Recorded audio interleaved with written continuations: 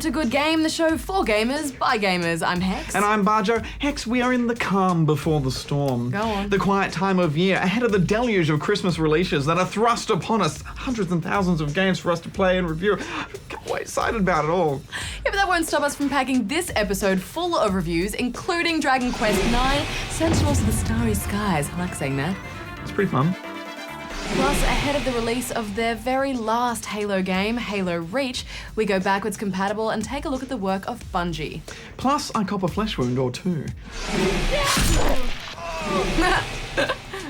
But first, can you guess the game for this week?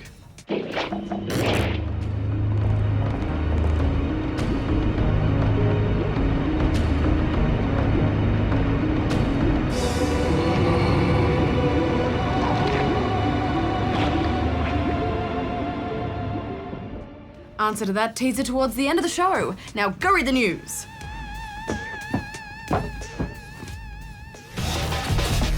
Good game.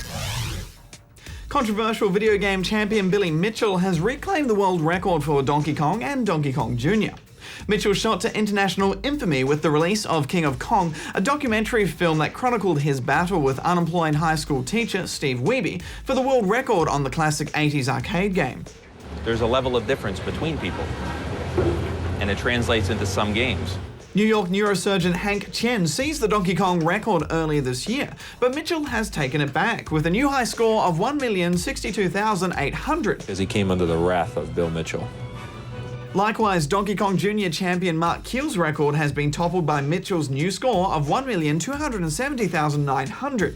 New world record. In a daring move, Mitchell quit out of his Donkey Kong game as soon as he had beaten Chen's high score. Well, Billy Mitchell always has a plan. When asked why, he reportedly said, "Some say I'm being cocky, some say I'm being lazy, I say I'm being Billy Mitchell." Does this have my name on the back or something? What does it say? It says, you have a yearning for perfection.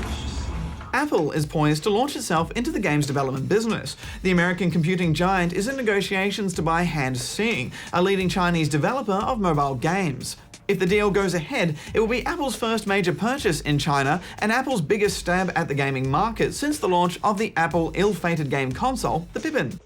And finally, sad news from the online gaming community. One of the world's leading Counter-Strike 1.6 players, Antonio Six Danilowski, has died tragically from wounds suffered in a car accident while on tour with the Mouse Sports team in Germany. Danilowski, who had led the Mouse Sports team to 5 consecutive ESL Pro Series titles, was only 20 years of age. Good game. Halo Reach is within reach, and as it's going to be the very last Halo game Bungie will produce, we thought we'd take a look at the house that built Halo, backwards compatible style. The story begins at the University of Chicago when student Alex Seropian decided to have a go at making a video game. The result? Nop. Nop, Pong spelled backwards, was a free Pong clone for the Mac, but it was released 18 years after the original game, so it hardly rated a mention. But it was enough of a success to convince the young developer to start a games company rather than get a real job. So in May 1991, Bungie Software Products Corporation was born. Their first game was Operation Desert Storm for the Mac in 1991. Based on the real-life Gulf War, it was a simple top-down tank shooter that, despite having the giant head of Saddam Hussein as the final boss, it tanked. Literally. The failure did not stop Seropian. When he discovered his classmate Jason Jones also dabbled in games design, the pair teamed up to publish Jones' game Minotaur: The Labyrinths of Crete. Minotaur was an innovative online dungeon crawler for the Mac. It was critically acclaimed, but way back in 1992, not many people had modems, so it didn't sell very well either. It was their next game, Pathways into Darkness, that would put Bungie on the map. Released for the Mac in 1993, it was a first-person shooter/adventure game. Its winning combo of mysterious story, Wolfenstein-esque shooting, open-ended exploring, RPG elements, and multiple endings led it to win several awards, including Adventure Game of the Year. Now, with pockets full of cash, Bungie expanded the team to begin working on their next project, Marathon.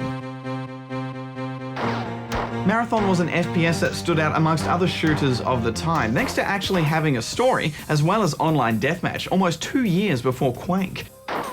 There were warring alien species, references to Mjolnir super soldiers and delusional computers, all of which sounds a bit familiar. The sequel, Marathon 2 Durandal, continued the story and added a suite of new multiplayer modes as well as co-op. It was also the first Bungie game to get a PC port. But at a time when Doom and Quake reigned supreme, it failed to make an impression in the cutthroat PC market. And so for Marathon Infinity, the last game in the trilogy, it was back to the safety of the Mac. And then came Myth. The first in the series, Myth: The Fallen Lords, was Bungie's first simultaneous release on both PC and Mac. It was a real-time tactics game, focusing on players outthinking and outmaneuvering their opponents. Myth threw away things like resource management, base building, and unit production, and boasted the first fully rotatable 3D graphics in an RTS, or RTT. It was highly praised, earning several Game of the Year awards. Naturally, Bungie followed it up with a sequel, Myth 2 Soulblighter, in 1998, which was good except for a pesky little bug in some versions that would completely wipe your hard drive. Ouch. The recall cost Bungie a cool $1 million. Now we're almost up to Halo, but there's just one more game we need to mention. Oni was the one and only game created by the short-lived Bungie West studio for PC, Mac, and PS2, making it their first major console game. An anime-inspired third-person shooter crossed with a beat-em-up, Oni was met with a mixed reception due to some lackluster graphics and the lack of save points. But ask almost anyone who played it, and chances are they enjoyed its refreshing mix of fisticuffs and pew-pew action. And that brings us nicely up to Halo.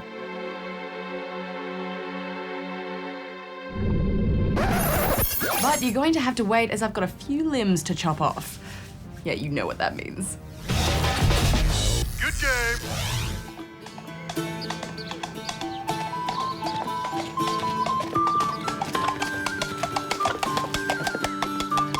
Hex, why have you brought me all the way out here? You know nature and I don't get along. Quiet, minion! Can't you hear it? Calling to us? Ooh, shiny!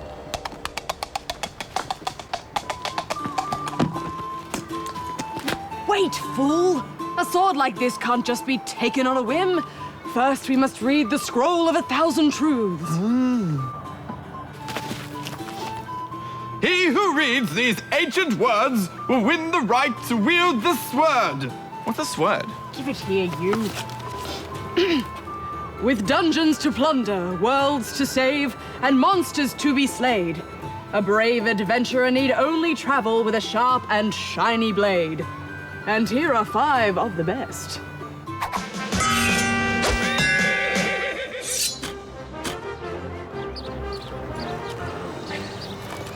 Swords are always awesome, but throw in a bit of ancient mystique and some magical properties, and you've got something special.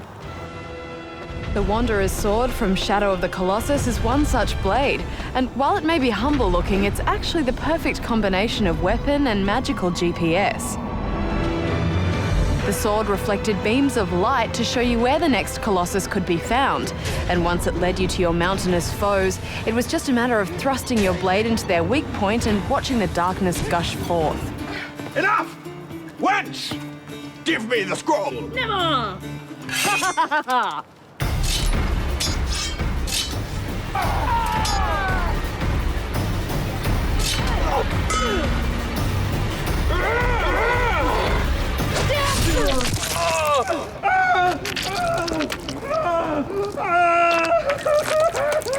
That was my second favorite arm.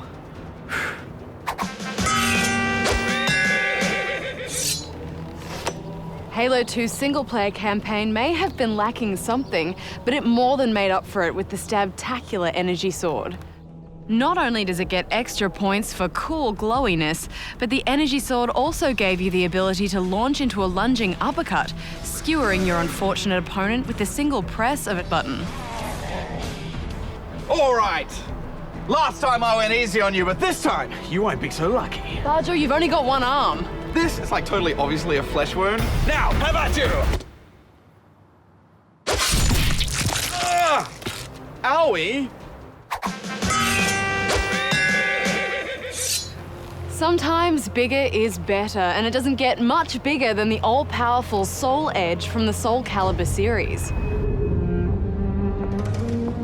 This possessed piece of demonic evil not only dwarfed most of the game's characters in size, but it also had a creepy giant eyeball, an intimidating design feature. The sword even contained the burning soul of a powerful demon named Inferno, the game's final boss. And if you managed to wake him from his ancient slumber, you'd better get out of his way. Don't you mean get out of my way? Yeah, an attack from behind, a mighty blow. There's another. Can you take any more? I bet you can't. Come on.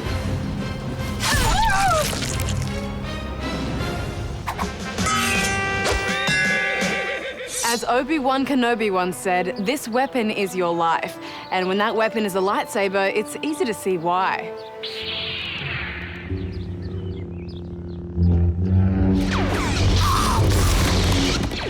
This glowing beam was immortalized by the Star Wars series and can carve through steel like a hot tongue through ice cream and sever arms with a flick of a wrist, making it an easy number 2.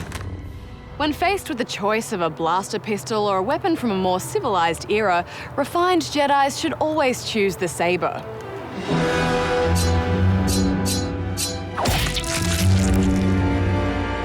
After all, when you've got the Force up your sleeve, it's not bad as a ranged weapon either.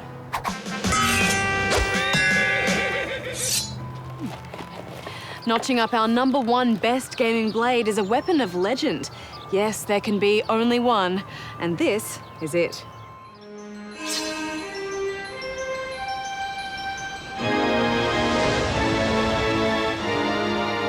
The Master Sword from The Legend of Zelda earns its masterful title not just because it's great at smiting the evil Ganondorf, but also because it can be used as a key to a sacred realm or a portal into the future.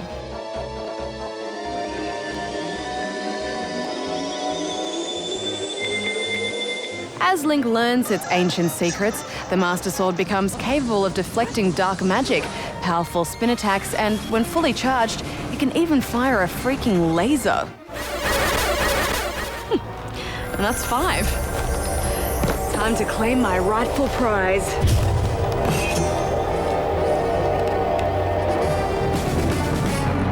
Not so fast, Hex. The blade is mine. Barjo, you don't have any arms or legs. Yes, I do. They're just resting. Now, how about you?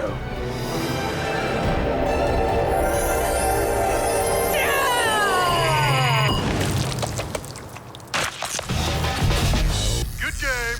Playing an RPG on a handheld usually means someone sitting in the corner of a darkened room, staring at a glowing inventory screen for hours until someone prods them with food. Dragon Quest IX bravely attempts to change this by adding 4-player cooperative play to the mix. Subtitled Sentinels of the Starry Skies, this RPG is the 9th in a long-running series that has become about as popular around the world as Final Fantasy. It's absolutely massive in Japan. You, a young hero teaming up with a bunch of unlikely comrades to explore a massive world and thwart the forces of evil.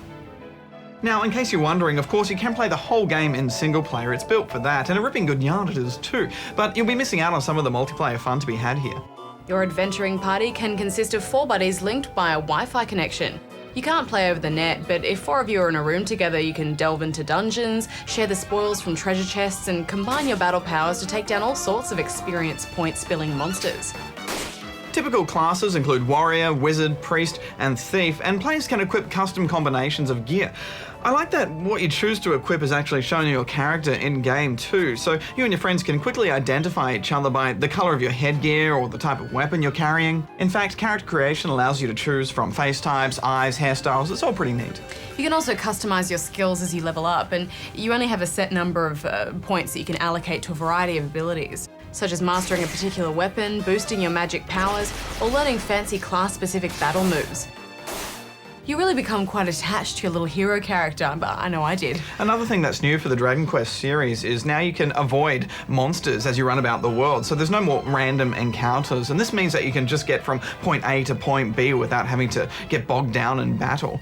It's really funny how monsters try to chase you down if you try to chicken out and sneak by, or they'll run away if you're a higher level than them. Day and night has an effect on the world too. Tougher monsters come out at night, and as you walk around town, you'll see people doing different jobs, and even the odd ghost who's up for a chat. I really loved this world, Badge. There's just so much to get sidetracked with, like performing little sub-quests for townsfolk, mixing ingredients in the alchemy pot to create new items and gear. The world map is pretty huge, and there are some sneaky areas off the beaten track to lure you into combat. The story has a lot of heart and humour too. You play the role of a guardian who has fallen to Earth and must do a bunch of good deeds to get back to his heavenly home. And I was just so relieved that there was none of that emo whinging that you see in so many JRPGs. There's a lot of humour here, even in death. You know, if your party gets wiped out and you walk about the place, you'll leave a trail of coffins behind you. I don't find it weird though that to save the game you had to go into a church and give confession. Yeah, Dragon Quest has always been a bit like that with those religious overtones. I thought the combat in the game was quite tactical though, even if you're playing it solo. With a party of AI teammates, you can control individual actions each turn or give them preset behaviours, like hang back and heal or attack like crazy. There are subtle things here that make the combat more engaging than usual, like the way you gain bonuses to damage if you perform the identical attack each turn. Playing with real-life buddies is great if you can get everyone to cooperate and do a bit of role-play. If you're the only one with a heal spell, for example, you've got to make sure that you look after your team and keep everybody healed when they need it, or they're going to get peeved. Co-op also allows you to share loot between your members and also gain access to special treasure maps that other people have found. It was a nice idea to put little animated emotes in the game too. There are poses and gestures you can learn and perform with your friends, but heck, I think the hardest part will be just getting a group of people together in one room who all have a copy of the game so you can enjoy this content, especially with no online. Yeah, that's true. I mean, you could just play with one other person if that's the only friend you've got, but I think the majority of people will play through this game solo. My friends. Multiplayer is a great option.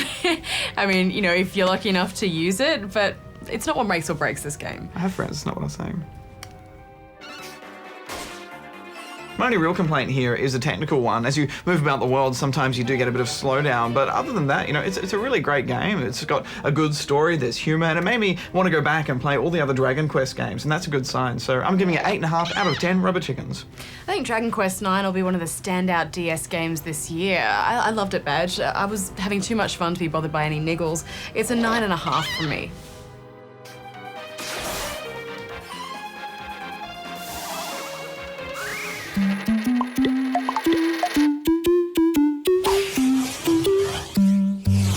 My pile of shame. I would say most of the holiday titles that came out last year. I didn't make it all the way through Modern Warfare 2. Tango down. I did pretty well in ODST, but not all the way through Splinter Cell. Just getting into Alan Wake. My pile of shame is pretty tall. Good game. Now, let's resume our look at the work of Bungie, and more specifically, oh my god, Halos. At Macworld in 1999, Steve Jobs took to the stage with Jason Jones and showed the world the first glimpse of Bungie's new project, Halo. We are starting to see some great games come back to the Mac, but this is one of the coolest I've ever seen. And this is the first time anybody has ever seen it. For the first time, Halo. Sprawling alien vistas, badass cyborgs, vehicles with guns, this third-person shooter for Mac and PC raised a few eyebrows in the gaming world. A year on, things had progressed. Prettier alien vistas, a badass cyborg, and space dinosaur things. Then, just a month later, Bungie and its new project were bought by Microsoft. Halo is now going to be an exclusive launch title for the newest console on the block, the Xbox. By 2001, it had become a vastly different game. It still had sprawling alien vistas, a badass cyborg, and vehicles with guns, but now it was a first-person shooter. Given the shift in design combined with the Xbox as an unproven console, there was some doubt amongst gamers and critics that Halo would deliver. You heard the lady. Move like you got a purpose. This is not a game. But that doubt was completely owned in the face when the Xbox launched and Halo arrived to universal acclaim. It became the fastest selling game of its generation. Featuring eye-popping graphics, wide-open environments, inspiring music, fun vehicles, epic story, co-op, split-screen, system-link multiplayer, and the most badass character ever seen in a video game, Master Chief. We're not gonna make it! We'll make it. Pull up! Pull up! that on purpose, didn't you? Halo became the yardstick for every console shooter that followed in its wake, and it set industry-wide trends in motion, like regenerating health and limited weapons. Clearly, there was a lot of pressure on Bungie to follow up on that success, and our first glimpse of Halo 2 did not disappoint.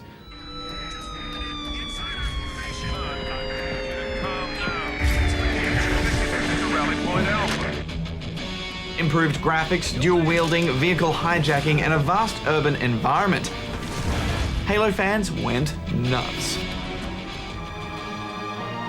Bet you can't stick it. You're on.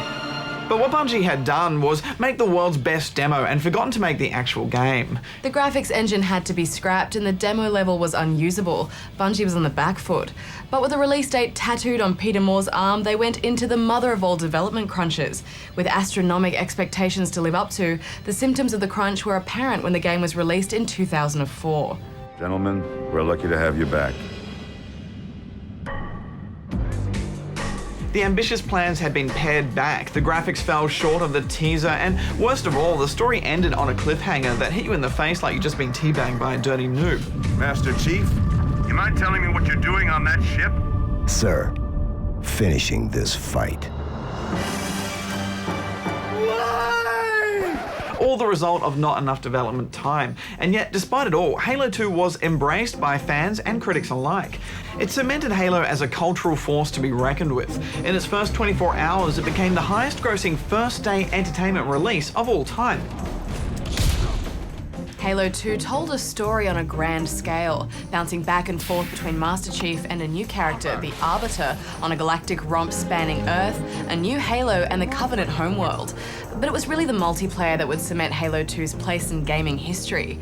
Introducing matchmaking and propelling Xbox Live memberships into the stratosphere, Halo 2 remained the #1 played game on Xbox Live up until Gears of War.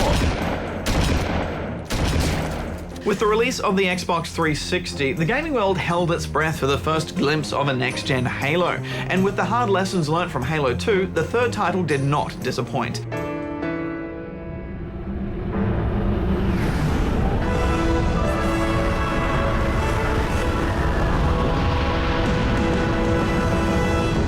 The campaign returned to focus solely on Master Chief, while the multiplayer continued to offer up some of the most fun you can legally have with a controller in your hand. It also introduced Forge, allowing fans to create their own maps and machinima with relative ease.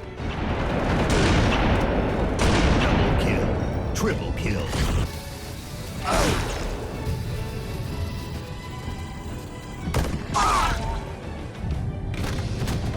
It was essentially more of the same, but now with bubble shields, blazers, mongoose, and man cannons, which for Halo fans was just fine. The success of the Halo world had lured superstar film director Peter Jackson to announce that he was working with Bungie on a Halo film game collaboration. I really believe that there's a new form of entertainment that's not a game and it's not a film. It's a filmic game experience. But when that project quietly died 2 years later, the team working with Jackson found themselves with little free time. The result? Halo 3 ODST. You know the music. Time to dance. ODST put players in the shoes of a mere orbital drop shock trooper, stripping us of the super cyborg powers we'd come to know and love. It was still Halo, but with a twist. It was criticised for being short, but to Halo fans, it was a chance to play that Halo 2 demo level that never came to be. Firefight. Plus, it had Firefight and a Halo Reach beta invite. And that pretty much brings us up to date. There's just one more chapter in the Halo story to be told by Bungie with Reach, and let's hope it's a culmination of all that has made Halo great over the past decade.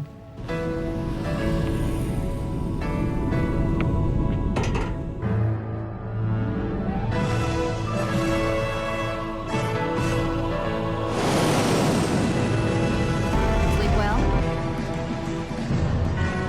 Another whisper, sir, near Io. Zone is clear.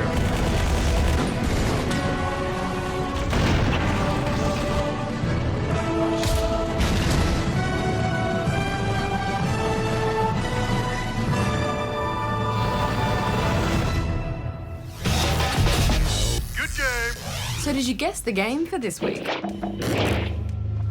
It was, of course, Dark Cloud for PlayStation 2. This third-person RPG incorporated city-building elements and random dungeon generation and was the very first game from developer Level 5.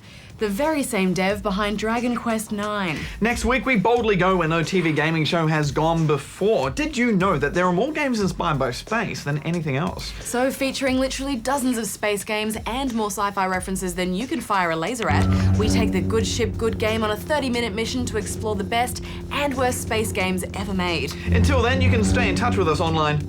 Yeah. Pretty cool, right? See you next time, gamers. Barjo out. Hex out. Just watch where you're pointing that, okay? It's dangerous. Not so much fun on the other end, isn't it? Whoa, okay. Easy. I don't like you. He doesn't like you either.